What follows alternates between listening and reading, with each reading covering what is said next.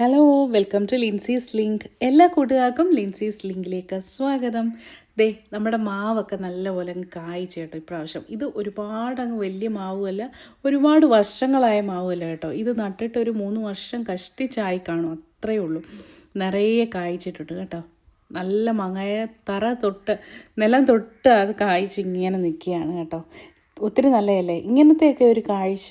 നമ്മൾ അങ്ങ് ദൂരെ എങ്ങും പോകേണ്ട കാര്യമില്ല. നമ്മുടെ ചുറ്റും തന്നെ നമ്മളൊരു ഗ്രീൻ സ്പേസ് ഉണ്ടാക്കിയെടുത്താൽ ഉള്ള സ്ഥലത്ത് കുറച്ച് ഫ്രൂട്ട് മരങ്ങളും ചെടികളും ഒക്കെ നട്ടുവെച്ചാൽ നമുക്ക് തന്നെ ഒരു സമാധാനം കിട്ടുന്ന ഒരു സ്പേസ് നമുക്ക് ക്രിയേറ്റ് ചെയ്ത് എടുക്കാൻ പറ്റും അല്ലേ.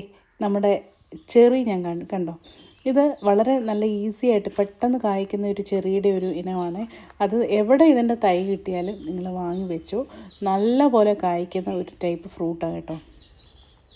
അപ്പോൾ ഞാൻ ഗ്രീൻ സ്പേസിനെ കുറിച്ച് പറഞ്ഞു വരുന്നത്, നമ്മുടെ ജീവിത തിരക്കുകളും അതുപോലെ തന്നെ ജോലി, വീട്ടുകാര്യങ്ങൾ, ഇതിനിടയിൽ അല്പനേരം സ്വസ്ഥമായിട്ടിരിക്കാൻ നമ്മൾ ആഗ്രഹിക്കത്തില്ലേ? ഒരുപാട് ബിസി സ്കെഡ്യൂളൊക്കെ കഴിഞ്ഞ് ഒന്നിരിക്കാൻ ആഗ്രഹിക്കുമ്പോൾ അതിന് വേണ്ടിയിട്ട് നമ്മൾ എത്ര രൂപ മുടക്കിയാണ് ആഡംബരമായ റിസോർട്ടുകളിലും അതുപോലെ സ്റ്റേക്കേഷൻ ഹോമുകളിലും ഒന്നും പോകണമെന്നില്ല. ശാന്തമായിട്ട് നല്ല പീസ്ഫുള്ളായിട്ടിരിക്കാൻ നമുക്ക് നമ്മുടെ വീട്ടിൽ തന്നെ ഒരിടം ഉണ്ടാക്കിയെടുക്കണം. അതാണ് ഞാൻ പറഞ്ഞു വരുന്നത്. കാരണം നമുക്ക് വേണ്ടി ഒരു ഇടം തയ്യാറാക്കണമെന്ന് ഞാൻ പറഞ്ഞപ്പോൾ ഉദ്ദേശിക്കുന്ന ഒരുപാട് വലിയ ഇതൊന്നുമല്ല കേട്ടോ. ഒരു ചെറിയ നമ്മുടെ വീടിൻ്റെ ഒരു കോർണർ നമ്മളൊരു വെൽനസ് കോർണറാക്കി എടുക്കുക, അല്ലെങ്കിൽ ഒരു ഗ്രീൻ കോർണറാക്കിയിട്ട് നമുക്കത് അവിടെ ഇരുന്ന് നമുക്ക് മെഡിറ്റേഷൻ ചെയ്യാൻ വേണ്ടിയിട്ട്, അതായത് നമുക്കൊരു പീസ്ഫുൾ, എന്ത് കാര്യത്തിൽ ചെയ്യുമ്പോഴാണ് നമുക്ക് സമാധാനം കിട്ടുന്നത്, അല്ലെങ്കിൽ നമുക്കൊരു പീസ്ഫുള്ളായിട്ടിരിക്കാൻ പറ്റുന്നത്, അതായത് സ്വന്തമായിട്ടിരിക്കാൻ, ശാന്തമായിട്ടിരിക്കാൻ വേണ്ടിയിട്ട് നമ്മുടെ വീട്ടിൽ തന്നെ ഒരിടം നമ്മൾ ഉണ്ടാക്കിയെടുക്കണം. അതായത് ഒരു ഗ്രീൻ സ്പേസ് പോലെ ഒരു ബാൽക്കണിയിലായാലും കുറച്ച് ഗ്രീൻ പ്ലാന്റ്സ് ഒക്കെ വെക്കുക. അത് ഒരു ചെയർ ഇട്ട് നമ്മൾ അവിടെ കുറച്ച് നേരം ഇരിക്കുക. ഒരു വൈകിട്ടൊരു ചായയൊക്കെ കുടിച്ചിരിക്കുമ്പോൾ നമുക്കൊരു പ്രത്യേക ഒരു പോസിറ്റീവ് എനർജി കിട്ടും. അതാണ് ഞാൻ ഉദ്ദേശിക്കുന്നത് കേട്ടോ. അന്നേരം അങ്ങനെ ഒരു സ്പേസ് നിങ്ങൾ ക്രിയേറ്റ് ചെയ്ത്, നമ്മൾ living room, dining room, bedroom, kitchen ഇങ്ങനെയൊക്കെ പറയുമല്ലോ, അതുപോലെ തന്നെ ഒരു ഗ്രീൻ ഏരിയ അല്ലെങ്കിൽ ഒരു വെൽനസ് കോർണർ എന്ന് പറഞ്ഞിട്ട് അത് നമുക്ക് എന്തെങ്കിലും ഒരു ഡിവൈഡർ വെച്ച്, കട്ടൻ റൂമോ ഡിവൈഡർ വെച്ച് നമുക്ക് ഇഷ്ടമുള്ള രീതിയിൽ നമുക്ക് ഉണ്ടാക്കിയെടുക്കാൻ പറ്റും.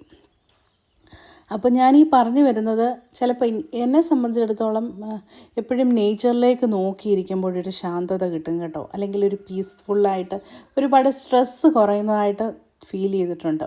അപ്പോൾ നമ്മൾ ഓരോരുത്തരും ഇൻഡിവിജ്വലി, അതായത് പേഴ്സണാലിറ്റി ഡിഫറെൻ്റ് ആണല്ലോ. ചിലർക്ക് സീ നോക്കിയിരിക്കുമ്പോൾ അവരുടെ സ്ട്രെസ്സ് കുറയും, ചിലർക്ക് സ്കൈ നോക്കിയിരിക്കുമ്പോൾ. അപ്പോൾ നമ്മൾ നമ്മുടേതായിട്ടുള്ള ഇത് ഫൈൻഡ് ചെയ്തിട്ട് നമ്മൾ അങ്ങനെ ഒന്ന് ചെയ്ത് നോക്കുകയാണെങ്കിൽ സ്ട്രെസ്സ് കുറയാൻ നല്ലൊരു കാര്യമാണ് കേട്ടോ. അതുപോലെ തന്നെ നമ്മളെപ്പോൾ ഈ വെൽനസ് കോർണർ അല്ലെങ്കിൽ ഗ്രീൻ സ്പേസ് ഉണ്ടാക്കുന്നിടത്ത് എപ്പോഴും ശ്രദ്ധിക്കേണ്ട ഒരു കാര്യം, പുതുതായിട്ട് വീട് പണിയുന്നവരാണെങ്കിൽ തന്നെ ശ്രദ്ധിക്കേണ്ട ഒരു കാര്യം എന്ന് പറഞ്ഞാൽ, നല്ല രീതിയിൽ സൂര്യപ്രകാശം, സൺലൈറ്റ് വേണ്ടത്ര ലഭിക്കുന്ന ഒരു സ്ഥലത്തായിരിക്കണം ഇത് നമ്മൾ ക്രമീകരിക്കേണ്ടത്. അതുപോലെ തന്നെ നല്ല ഫ്രഷ് എയർ കിട്ടുന്നൊരു സ്ഥലവും വേണം. ഫ്രഷ് എയർ എന്ന് പറഞ്ഞാൽ നമ്മൾ പ്രത്യേകിച്ച് ഈ ചെടികളൊക്കെ വെക്കുമ്പോൾ തന്നെ നമുക്ക് ഫ്രഷ് ഓക്സിജൻ കിട്ടും. അതാണ് ഒന്നാമത്തെ ഒരു അഡ്വാൻറ്റേജ് എന്ന് പറയുന്നത്. നമ്മൾ കുറേ ചെടികളും ഒക്കെ വെക്കുമ്പോൾ എപ്പോഴും നമുക്ക് നല്ല ഫ്രഷ് ഓക്സിജൻ കിട്ടും. അതാണ് നമുക്ക് ഏറ്റവും വേണ്ടത്. അതായത് ബെഡ്റൂമിലൊക്കെ നമുക്ക് ഓക്സിജൻ കിട്ടാൻ വേണ്ടി വെക്കാൻ പറ്റിയാണ് CC പ്ലാന്റ്, അലോവേര, ഇതൊക്കെ നല്ല ചെടികളാണ് കേട്ടോ. അപ്പോൾ ഞാൻ ഒരുപാട് പറഞ്ഞ് നിങ്ങളെ ഞാൻ ബോറടിപ്പിക്കുന്നില്ല. ഞാൻ സ്ട്രെസ്സ് കുറയാനുള്ളൊരു മാർഗം പറഞ്ഞു തന്നേ ഉള്ളൂ കേട്ടോ. അന്നേരം നമ്മുടെ ചെടികളിൽ രാവിലെ ഞാൻ ഇങ്ങനെ ഒന്ന് എത്തി നോക്കാനായിട്ട് വന്നു കേട്ടോ. അപ്പോൾ നമുക്കൊരു പോസിറ്റീവ് എനർജി, അതായത് എല്ലാ ചെടികളും നല്ലപോലെ പൂത്ത് നിൽക്കുക കേട്ടോ. ഇന്നലെ ഇവിടെ നല്ല മഴയായിരുന്നു. മഴ ആയതുകൊണ്ട് തന്നെ എല്ലാ പൂക്കളും മീൻസ് പ്രത്യേകിച്ച് ബൊഗെയിൻവില്ലയൊക്കെ മഴ പെയ്ത് കഴിഞ്ഞാൽ കടലാസാണല്ലോ, വെള്ളം നനയുന്ന പോലെ അതങ്ങ് നനഞ്ഞു പോകും. പക്ഷെ തെറ്റിയൊക്കെ കണ്ടോ, തെറ്റിക്കൊന്നും ഒരു കുഴപ്പമില്ല. നല്ല പ്ലസൻ്റായിട്ട് നല്ല വൈബ്രൻറ്റ് കളറിൽ നല്ല രീതിയിൽ നിൽപ്പുണ്ട്. ഈ ബൊഗെയിൻവില്ലയ്ക്ക് എത്ര കുഴപ്പമില്ല. പക്ഷെ ചിലതാണെങ്കിൽ വെള്ളം വീണാൽ ഉടനെ അങ്ങ് നനഞ്ഞ് നമ്മുടെ പേപ്പർ നനയുമല്ലോ, ആ രീതിയിൽ അങ്ങ് ആയിപ്പോവും. ഇതിന് വലിയ കുഴപ്പം പറ്റിയിട്ടില്ല. ബൊഗെയിൻവില്ലയൊക്കെ സാധാരണയായിട്ട് നമുക്ക് കമ്പൊടിച്ച് നമുക്ക് വളർത്താവുന്ന കേട്ടോ. കമ്പ് കട്ട് ചെയ്ത് നട്ടുവെച്ചാലും അതൊക്കെ കിളിച്ച് വരുന്നതാണ്. അതായത് നമ്മൾ ഈ പോട്ടിംഗ് മിക്സൊക്കെ നല്ല രീതിയിൽ കൊക്കോപ്പിറ്റും മണ്ണും മണലും കുറച്ച് വളമൊക്കെ ചേർത്ത് നല്ലൊരു പോട്ടിംഗ് മിക്സ് ആയാൽ മാത്രം മതി. നല്ല രീതിയിൽ നമുക്ക് തൈകളൊക്കെ നമുക്ക് കട്ട് ചെയ്ത് നമുക്ക് പിടിപ്പിച്ചെടുക്കാൻ പറ്റും. ഇത് നല്ല രുചിയുള്ള മാങ്ങ കേട്ടോ. ഒരുപാട് പുളിയൊന്നുമില്ല, നമുക്ക് കഴിക്കാൻ പറ്റുന്ന അത്രയും പുളിയൊക്കെ ഉള്ളൂ. നല്ല ടൈപ്പ് മാങ്ങായ. ഈ മാവൊക്കെ നടുമ്പോഴും അത് നമ്മൾ പ്രത്യേകം ശ്രദ്ധിക്കേണ്ട ഒരു കാര്യം, ഒരു 5-6 മണിക്കൂർ നല്ല രീതിയിൽ സൂര്യപ്രകാശം കിട്ടണം. അതുപോലെ തന്നെ നല്ലപോലെ വെള്ളം ഒഴിച്ചു കൊടുക്കണം. ഒരുപാടങ്ങ് വെള്ളം ചൂട്ടിൽ കെട്ടിക്കിടക്കാൻ അനുവദിക്കരുത്. വെള്ളം നല്ലപോലെ അബ്സോർബ് ചെയ്ത് അങ്ങ് പോകത്തക്ക രീതിയിൽ വേണം, ഉള്ള സ്ഥലം നോക്കി വേണം നമ്മൾ ഈ മാവൊക്കെ നടാൻ വേണ്ടിയിട്ട്. ഇപ്പം മഴക്കാലത്താണെങ്കിൽ നീർവാർച്ച നല്ലപോലെ ഉറപ്പാക്കണം. അല്ലെങ്കിൽ വെള്ളം കെട്ടി നിന്നാലും ഇതിൻ്റെ ഇലകളൊക്കെ പഴുത്ത് ചെടി നശിച്ചു പോകും. അതുകൊണ്ട് തന്നെ മാവൊക്കെ നടുമ്പോഴാണ് നല്ല സൂര്യപ്രകാശം മെയിനായിട്ട്. അതുപോലെ തന്നെ വെള്ളം നല്ലപോലെ വാർന്നു പോകുന്ന സ്ഥലം, പിന്നെ നല്ല വളമൊക്കെ ഇട്ട് കൊടുത്തു കഴിഞ്ഞാൽ മാവ് ഇതുപോലെ നല്ലപോലെ കായ്ക്കുകയും പൂക്കുകയും ഒക്കെ ചെയ്യും കേട്ടോ. അങ്ങനെയൊക്കെ കുറച്ച് കാര്യങ്ങളൊന്ന് ശ്രദ്ധിച്ചാൽ മതി. ഇതേ ഒരു കിളി നമ്മുടെ ഇവിടെ എന്ന് പറഞ്ഞാൽ വേറൊരു പ്രത്യേക ഒരു കാര്യം, ഞാൻ ഒരുപാട് ചെടികളും ഒക്കെ വെച്ചിട്ടുള്ളത് കൊണ്ട് തന്നെ എപ്പോഴും ബേർഡ്സ്, ഒരുപാട് കിളികൾ കേട്ടോ, പല ടൈപ്പിലുള്ള കിളികൾ നമ്മുടെ വീട്ടിൽ ചുറ്റും എപ്പോഴും രാവിലെ മുതൽ നമുക്കിങ്ങനെ കാണാൻ സാധിക്കും. ഇതൊക്കെ ഇവിടെ കൂട്ടിൽ വന്ന് ഒരു ചെടിയിൽ വന്ന് മുട്ടയിട്ട് ഇപ്പോൾ 2 കുഞ്ഞുങ്ങളായിട്ടിരിപ്പുണ്ട്. ഞാനത് കാണിച്ചു തരാമേ. അന്നേരം ഞാനിപ്പോൾ ഈ വീഡിയോ എടുക്കുന്നുണ്ട്, അത് പേടിച്ച് ഇങ്ങനെ മാറിപ്പോയി ഇരിക്കുക. ഈ ചെടിക്കകത്താണ് നമ്മുടെ കിളി വന്ന് മുട്ടയിട്ട് 2 കുഞ്ഞുങ്ങളായിട്ടിരിപ്പുണ്ട്. കാണിച്ചു തരാമേ. ഇത്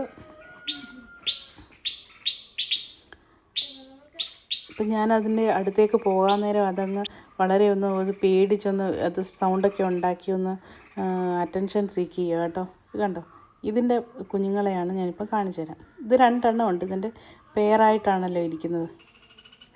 ഇതാദ്യം വന്നൊരു കുഞ്ഞൊരു ബീക്സിലൊരു കുഞ്ഞൊരു ചിലന്തിയേയും കൊണ്ട് വന്ന് അതിൻ്റെ കുഞ്ഞുങ്ങൾക്ക് ഇങ്ങനെ കൊടുക്കുന്നതൊക്കെ ഞാൻ കണ്ടായിരുന്നു. അത് വീഡിയോ എടുക്കാൻ പറ്റിയില്ല, പക്ഷെ നല്ല ബ്യൂട്ടിഫുള്ളായിട്ട് നല്ല രസം, എത്ര കെയർഫുള്ളായിട്ടാണ് ഇത് അതിൻ്റെ കുഞ്ഞുങ്ങളെ നോക്കുന്നതെന്നറിയാമോ. അപ്പം ഞാനത് അടുത്തോട്ട് വരാൻ നേരം അതിങ്ങനെ ചാടി ചാടി നടക്കും. ഞാൻ ഇനി അതിനെ എടുക്കുമോ കൊണ്ടുപോകുമോ എന്നൊക്കെ പേടിച്ച് ഇങ്ങനെ ഇരിക്കുക. ഒത്തിരി നല്ല രസമാണ് കേട്ടോ ഇതിൻ്റെ കാര്യം. എനിക്കൊന്ന് ഇത് മനുഷ്യൻ താമസിക്കുന്നതിൻ്റെയൊക്കെ അടുത്തായിട്ടൊക്കെയാണെന്ന് തോന്നുന്നു ഈ കിളി വന്ന് മുട്ടയിട്ട് കുഞ്ഞിനെ വിരിയിച്ചു കൊണ്ട് പോകുന്നത്. കുഞ്ഞായിക്കഴിഞ്ഞാൽ ഉടനെ ഇതങ്ങ് പറന്ന് ഇവിടെ നിന്ന് അങ്ങ് മാറ്റും. അങ്ങനെ കണ്ടോ, ഇതാണ് കൂട്ടിൽ 2 കുഞ്ഞുങ്ങളുണ്ട്. 2 ഉള്ളതെന്നാണ് എൻ്റെ ഒരു തോന്നൽ. ഇതിപ്പോൾ ഉറങ്ങും കേട്ടോ, നല്ലപോലെ ഉറങ്ങും. അല്ലെങ്കിൽ ഇങ്ങനെ കീ കീ കീന്ന് സൗണ്ട് ഉണ്ടാക്കിക്കൊണ്ട് ഇങ്ങനെ ഇരിക്കും. എന്ത് ബ്യൂട്ടിഫുള്ളാണെന്നറിയോ. കണ്ടോ, ഇപ്പോൾ ഒന്ന് ഡിസ്റ്റർബ് ചെയ്യാതെ ഞാൻ അവിടുത്തെ അങ്ങ് മാറുവാണ്. അല്ലെങ്കിൽ നമ്മൾ എപ്പോഴും ഇതിൻ്റെ അടുത്ത് നിന്ന് ഇങ്ങനെ ഇരിക്കുകയാണെങ്കിൽ അത് അതിൻ്റെ പേരൻസിനൊരു ഡിസ്റ്റർബൻസ് ആകുമല്ലോ. അതുമല്ല, നമ്മൾ എപ്പോഴും ചെന്ന് നോക്കുവാണെങ്കിൽ മറ്റ് ജീവികളൊക്കെ കാണുമോ, പൂച്ചയൊക്കെ കണ്ടു കഴിഞ്ഞാൽ പൂച്ചയൊക്കെ അന്നേരം തന്നെ ഇതിനെ എടുത്ത് കഴിക്കും. ഇതാണ് അതിൻ്റെ കൂട്. കണ്ടോ, അതിൻ്റെ അമ്മക്കിളിയാണെന്ന് തോന്നുന്നു അവിടെ ഇരിപ്പുണ്ട്. അത് ഞാനിതിപ്പോൾ ഇച്ചിരി കഴിഞ്ഞപ്പോഴാണ് ഞാൻ അവിടെ നിന്ന് മാറിയപ്പം അത് ഓടി വന്ന് അവിടെ ഇരിക്കുക. കണ്ടോ, അതാണ് ഈ കിളി. ഈ കിളിയുടെ പേര് തൊപ്പിക്കിളിയാണോ എന്തുവാന്ന് എനിക്കറിയത്തില്ല. പേരറിയാവുന്നൊരു താഴെ ഒന്ന് കമൻറ്റ് ചെയ്യണേ. നല്ല രസമാണ് കിളിയുടെ കാര്യം. അപ്പോൾ ഇത് നമ്മുടെ വേറൊരു മാവാണ്. അന്നേരം അത് നല്ലപോലെ പൂത്തിട്ടുണ്ട്, കായ്ച്ചിട്ടുണ്ട്. പിന്നെ ഞാൻ പഴയ വീഡിയോകളിലൊക്കെ കാണിച്ചിട്ടുണ്ടല്ലോ, ആ വളങ്ങളൊക്കെ തന്നെയാണ് ഇതിന് ഇടുന്നത് കേട്ടോ. അന്ന് പ്രത്യേകിച്ച് വേറെ പുതിയതായിട്ടൊന്നുമില്ല, അതൊക്കെ തന്നെയാണ് ചെയ്യുന്നത്. അതുപോലെ തന്നെ വെള്ളം നല്ല കറക്റ്റ് സമയത്ത്, ചൂട് സമയത്ത് നല്ലപോലെ കുറച്ച് വെള്ളമൊക്കെ ഒഴിച്ച് കൊടുക്കണം. അന്നേരം അങ്ങനെയൊക്കെയുള്ള കാര്യങ്ങൾ മാത്രം ഒന്ന് ശ്രദ്ധിച്ചാൽ മാത്രം മതി. നമ്മുടെ ചെടികളും മരങ്ങളും എല്ലാം കായ്ക്കും. പിന്നെ നമ്മളുടെ ഒരു സാമീപ്യം കൂടെ വേണം കേട്ടോ. നമ്മളെപ്പോഴും ഇതിൻ്റെയൊക്കെ അടുത്ത് പോവുകയും നമ്മളും കൂടെ എൻജോയ് ചെയ്യണമല്ലോ. അല്ലാതെ ചുമ്മാ ഇതൊന്നും തന്നെ കിളിച്ചൊന്നും വരത്തില്ല. അന്നേരം എല്ലാത്തിനും വേണ്ട പരിപാലനം കറക്റ്റ് സമയത്ത് നമ്മൾ കൊടുക്കുകയാണെങ്കിൽ അതും നമ്മളെ സ്നേഹിക്കും എന്നാണ് എനിക്ക് മനസ്സിലായിട്ടുള്ളത്. ഓരോ ചെടികളുടെ അടുത്ത് പോവുക, ഇത് കണ്ടോ, ഇതാണ് നമ്മുടെ ചെറി, ഞാൻ നേരത്തെ കാണിച്ചില്ലേ, നിറയെ ഇങ്ങനെ അങ്ങ് കായ്ക്കും കേട്ടോ. ഒത്തിരി നല്ലതാണ്, അത് നല്ല ടേസ്റ്റിയാണ്. പിന്നെ ഇതിനൊക്കെ ഒരുപാട് ഗുണങ്ങളും ഉണ്ട്. പിന്നെ വിഷം അടിക്കാത്തതായതുകൊണ്ട് മറ്റൊരു അഡ്വാൻറ്റേജ്. ഇത് വേണമെങ്കിൽ നമുക്ക് ചട്ടിയിൽ ഇത് വളർത്താൻ ഒത്തിരി സ്പേസ് വേണ്ട കേട്ടോ. അന്നേരം നമുക്കൊരു മീഡിയം സൈസ് ചട്ടിയിലാണെങ്കിലും ഈ ചെറി നമുക്ക് നട്ട് വളർത്താൻ പറ്റും. അപ്പോൾ ഇത് ഒത്തിരി നല്ല ഒരു ഫ്രൂട്ടാണിത്. അപ്പോൾ ശരി, വീഡിയോ ഇഷ്ടപ്പെട്ടുവെങ്കിൽ ലൈക്ക് ചെയ്യുക, കമൻറ്റ് ചെയ്യുക. അപ്പം നമുക്ക് മറ്റൊരു വീഡിയോയുമായി വീണ്ടും കാണാം. Till then take care friends. Bye. See you next video. By.